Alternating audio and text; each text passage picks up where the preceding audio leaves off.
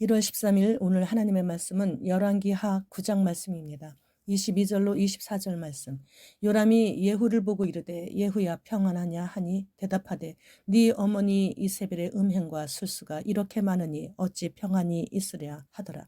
요람이 곧 손을 돌이켜 도망하며 아하시아에게 이르되 아하시아여 반역이로다 하니 예후가 힘을 다하여 활을 당겨 요람의 두 팔 사이를 쏘니 화살이 그의 염통을 꿰뚫고 나오매 그가 병거 가운데 엎드러진지라.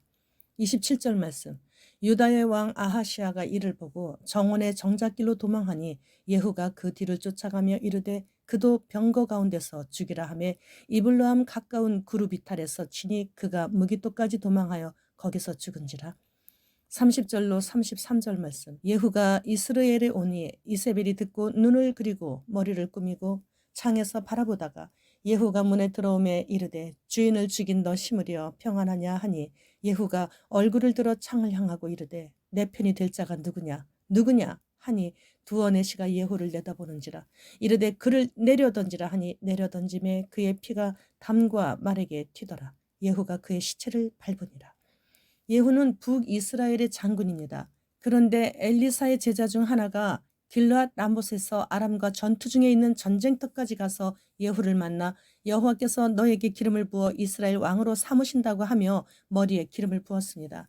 그때 요람 왕은 길르앗 라못에서 아람과의 전쟁에서 부상을 입고 치료 중에 있었는데 예후가 군사혁명을 일으켜 왕권을 빼앗았습니다. 그리고 사돈 병문 안으로 와 있던 그 남유다의 아하시아 왕을 죽이고 궁으로 들어가 이세벨까지 다 죽였습니다. 그리고 예후는 북이스라엘의 10대 왕으로 등극했습니다. 하나님께서는 아합 집안의 계속된 타락을 심판하시는데 웬만한 사람은 두렵고 떨려서 북이스라엘 왕과 태후 그리고 남유다 왕까지 한 번에 이렇게 두 나라의 왕들을 죽일 수는 없는 것이에요. 그래서 하나님께서는 독종 예후를 택하셔서 그 일을 한 번에 다 하셨던 것이죠.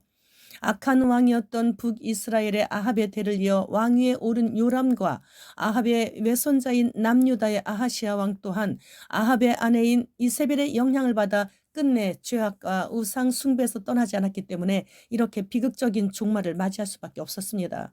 이렇듯 왕의 인생을 사는 사람이든 왕 같은 인생을 사는 사람이든 최고의 갑부로 사는 인생이든 매월 공과금까지 밀려가는 어려운 삶을 사는 인생이든 어차피 한 번 살다 가는 것은 똑같습니다. 부자라고 높은 사람이라고 수명을 더 연장해 주시는 것도 아니고 죽는 날을 미리 알려주시는 것도 아니고 그냥 그 사람의 현재 환경이 어떻든 우상 숭배만 하지 않는다면 우리 하나님께서 우리와 영원히 함께 하실 수밖에 없으신 것이에요. 성경에 등장하는 다윗과 요시아 왕 등 몇몇 왕 이외에 거의 대부분의 이스라엘 왕들의 우상 숭배로 인해 백성들이 평안할 날이 없었습니다. 우상 숭배는 곧 음란죄입니다. 하나님 외에 다른 신들에게도 구원이 있다고 가르치는 목사들은 다 우상 숭배의 죄를 짓는 것이고 교인들까지 탁 끌고 지옥문 쪽으로 줄을 서 있게 되는 것이죠. NCCK는 말도 하지 말고 워낙 더러우니까. WEA나 WCC에 반대하지 않는 목사들이 설교하는 자리에서는 누구에게 물어볼 것도 없어요. 그냥 무조건 그 자리에서 도망쳐 나오는 것 외에 다른 길은 없습니다. 이스라엘 역사가 전 세계 인류의 역사와 똑같아요. 우리나라도 얼마나 우상을 섬겼는지 몰라요. 그래서 얼마나 외적의 침입을 받았는지, 그래서 자다가도 빨리빨리 보따리 둘러매고 가족들 이끌고 도망다니는 역사가 우리나라 역사였어요. 그래서 외국에서는 지금도 한국 사람만 보면 빨리빨리 저기 지나간다 이렇게 통할 정도예요. 우상 숭배의 결과는 예나 지금이나 마찬가지로 전쟁과 기근과 전염병으로 돌려받는 것이에요. 현대인들은 옛날보다 더 다양하게 우상을 숭배하고 있으면서도 정작 자신이 우상 숭배자인 줄조차도 모르고 있기에 깨어있는 자들은 다 알고 있는 개국 이래로 없었던 대환란을 통해 더 혹독한 고통을 당하게 되는 것이죠. 그런데 그 대환란의 폭풍의 조짐이 벌써부터 시작되고 있는 거 아시죠? 따라서 지금은 얼마나 시간이 없느냐면 회개할 시간도 부족할 정도예요. 그러니 회개할 일은 아예 마음의 생각조차도 멀리 떨쳐버려야 되는 것입니다. 살아야죠. 제 아들이 늘 하는 말이 몽골에서부터 지금까지 20여 년 동안 엄마가 변하지 않은 게 있는데 그것이 바로 설교 내용이라는 거예요. 언제나 지금이 마지막 때라고.